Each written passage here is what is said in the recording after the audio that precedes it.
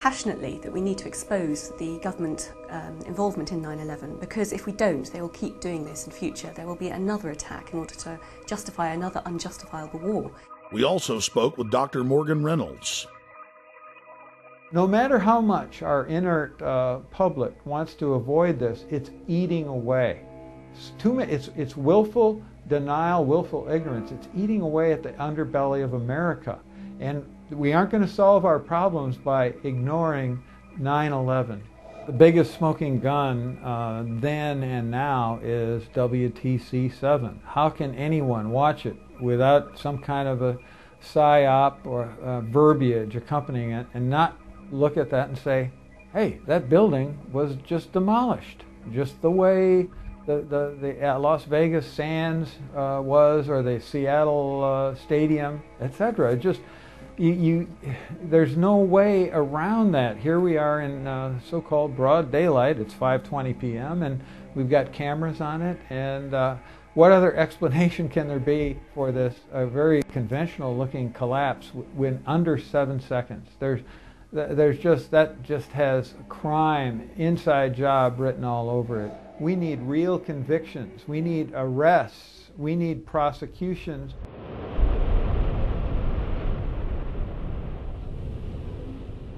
We also had a chance to speak to Professor Stephen Jones, who is a doctor of physics, concerning new bombshell evidence that conclusively proves that thermite was used to cut the main pillars in the World Trade Center towers. There is this molten material flowing out of the South Tower just before its collapse. It has a large quantity of yellow hot metal. And then I read about these pools of molten metal underneath both towers and Building 7 after their collapses. Now that fits like a glove with the thermite reaction, which produces molten iron. You also see in these videos of this molten metal coming up, you see this white ash, this dust that comes off. Now that combination, yellow hot molten metal, white ash floating away, that's his signature characteristic for thermite. And then finally, we got some samples of this metal, the previously molten metal. Using advanced techniques like proton-induced X-ray emission and an electron microprobe, we found out what's in these samples.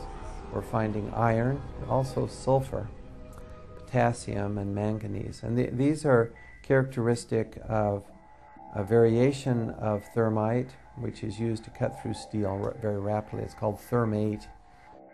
It's like, sure, you can take a knife, you take the butter out of the fridge, and you cut through that butter. Now, adding sulfur to thermite and also potassium permanganate, these chemicals, it's like heating up your knife to a very high temperature. Now it slices right through the butter. Even if the butter is cold, slices right through. Same way here, by adding sulfur and potassium permanganate to thermite, it'll now slice through structural steel very rapidly. But the end products then, you'll have sulfur, potassium, manganese, and iron. And that's what we see.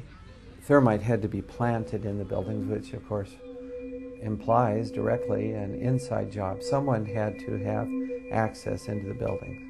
You'd get down below and you'd see molten steel running down the channel rails. Like you're in a foundry. Yeah. Like lava. A volcano. We spoke with former Minnesota Governor Jesse Ventura to get his perspective on 9/11. Ventura has told the press that he is so concerned about the attack on the Bill of Rights in this country that he has now moved to Mexico and believes the country is sliding into full-bore fascism. I would just like to get your view, your take on 9/11, Gulf of Tonkin, JFK, all of it. Well, I think the most interesting thing to talk about today is, if people aren't aware, that due to the Freedom of Information Act, in the early 60s, the Pentagon had an operation called Operation Northwoods, and it never came to reality, but it was on the table, that our military would attack certain cities within the United States and make it look like Cuba did it to justify an invasion of Cuba. It never happened, but just the simple fact that they contemplated it and it was actually on the table in the Pentagon, I find that just very disturbing, that they would, you know, even consider using our military to try to justify an invasion of another country.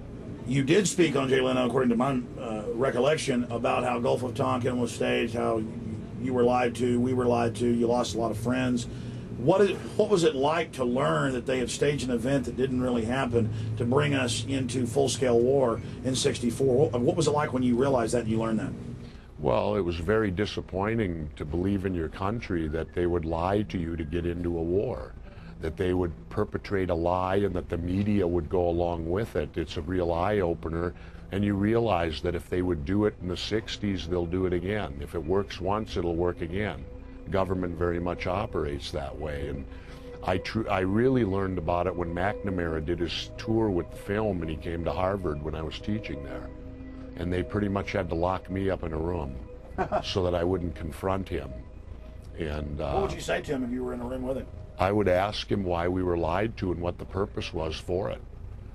The one thing I do question on 9/11 is the fact that if anyone's familiar with the Payne Stewart, the golfer, and when he died, he was flying in a private plane and they lost contact with that private plane out of Florida, and within 30 minutes they had a fighter jet up on the wing. And that fighter stayed with it all the way till it crashed, making sure that it didn't harm anyone. And the thing I questioned on 9/11 was simply the fact, where were our planes? When all of this was going on and planes were being hijacked an hour apart, and there were 4 of them to cover about a 6-hour space, at no time, to my knowledge, did we have any fighter planes up in the air. Why?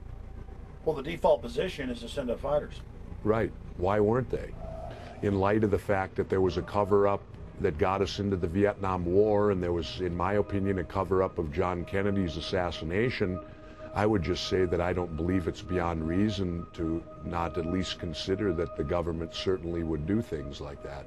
Then in mid-March of 2006, actor Charlie Sheen went public on my syndicated radio show and simply called for a new independent investigation and questioned the official story.